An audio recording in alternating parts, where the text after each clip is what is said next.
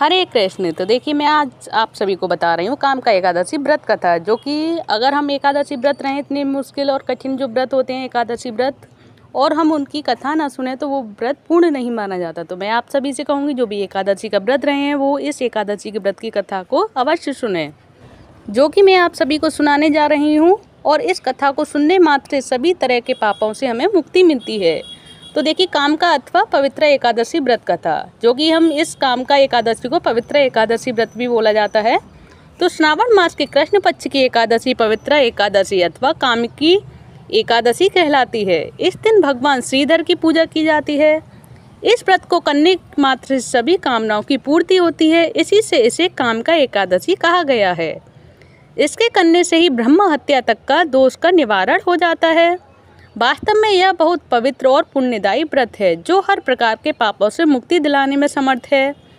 तो धर्मराज युधिष्ठिर ने कहा, हे माधव, आषाढ़ शुक्ल देवशयनी एकादशी तथा चतुर्मास व्रत महात्म्य मैंने भली प्रकार सुना और समझा। अब कृपा करके श्रावण मास के कृष्ण पक्ष की एकादशी के बारे में बताइए। तो श्री कृष्ण भगवान कहने लगे, हे युधिष्ठिर, इस एकादशी की कथा को एक समय ब्रह्मा जी ने नारद जी से कहा था, वही मैं तुमसे अब कहता हूँ। नारद जी ने ब्रह्मा जी से पूछा था कि हे पितामह, श्रावण मास के कृष्ण पक्ष की एकादशी का क्या नाम है, क्या विधि है और उसका क्या महात्म्य होता है। यह सारी जानकारी मुझे दीजिए, क्योंकि मेरी बड़ी इच्छा है। कृपा पूर्वक मुझे बतलाइए। भगवान श्री कृष्ण ने कहा, हे राजन, ब्रह्मा जी ने नारद जी को जो कुछ बतलाया था वो मैं अब तुमको कहता हूँ।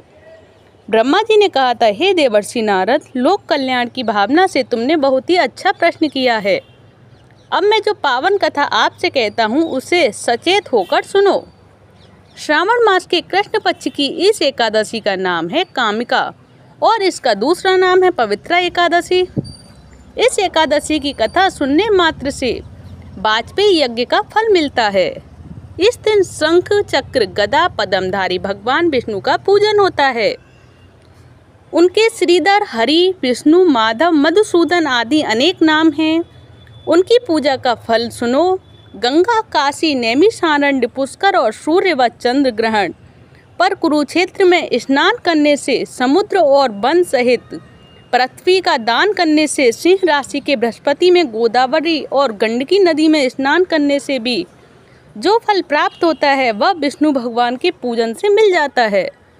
जो मनुष्य श्रावण मास में भगवान का पूजन करते हैं वे देवताओं, गंधर्वों और सूर्य आदि सभी की पूजा कर लेते हैं।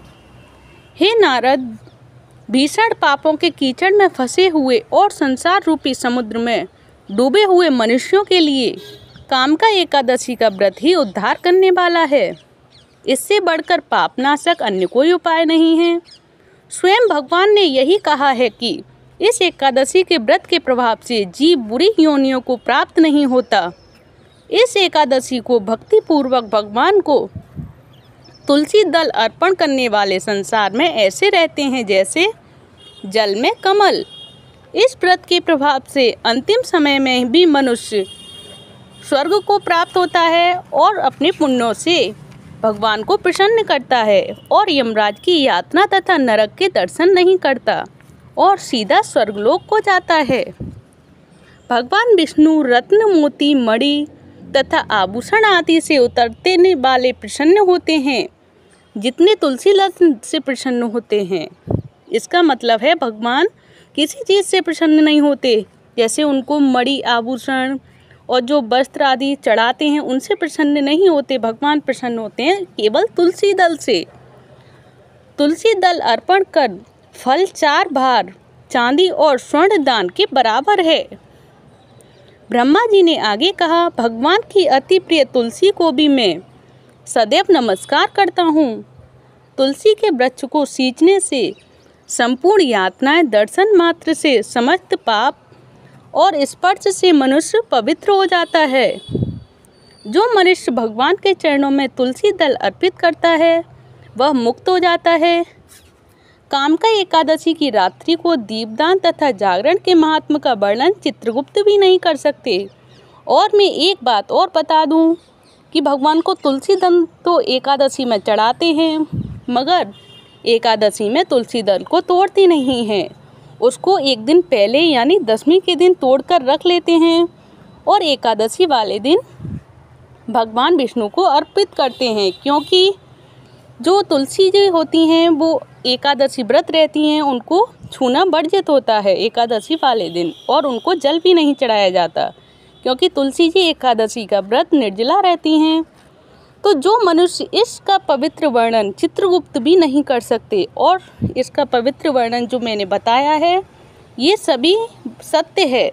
जो मनुष्य इस एकादशी की रात्रि को भगवान के मंदिर में दीप जलाते हैं उनके पितर स्वर्गलोक में सुधा पान करते हैं।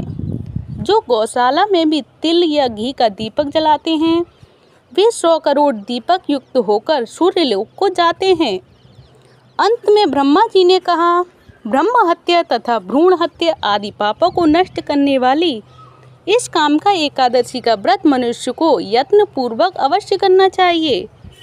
व्रत करने पर भी सभी मनोकामनाओं की पूर्ति होती है।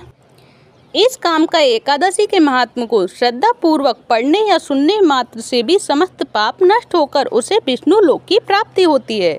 तो ये रही देखिए काम का एकादशी व्रत कथा। अब मैं आप सभी को बताऊंगी कि एकादशी वाले दिन और हमें क्या करना चाहिए।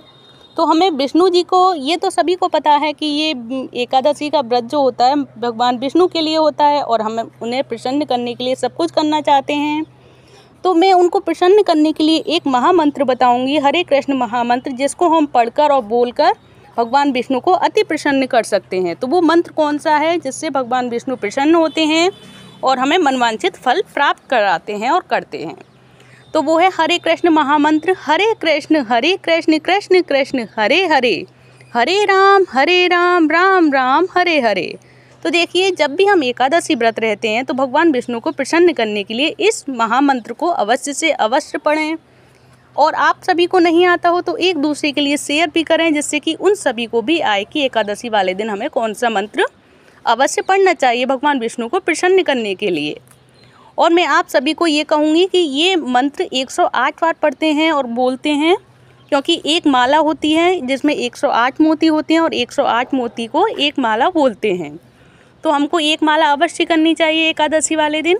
जो बिल्कुल भी माला नहीं करता हो किसी भी दिन, वो एकादशी वाले दिन जरूर से ज़रूर एक माला अवश्य करें। और जो कुछ मालाएं, जो भी कुछ 8 माला करते हैं, कुछ 16 माला करते हैं, कुछ कितनी भी माला करते हैं, तो उनके लिए मैं कहूँगी कि वो एक माला हरे कृष्ण महामंत्र की अवश्य करें, जिससे कि भगवान विष्णु प्रसन्न होंगे आपसे। और आपको ये सारी जानकारी कैसी लगी मुझे प्लीज़ कमेंट बॉक्स में बताइएगा। अच्छी लगी हो तो प्लीज़ कमेंट में बताइएगा, और अच्छी लगी हो तो प्लीज़ वीडियो को लाइक करें, चैनल को शेयर करें, सब्सक्राइब करें। धन्यवाद। हरे कृष्ण हरि बोल।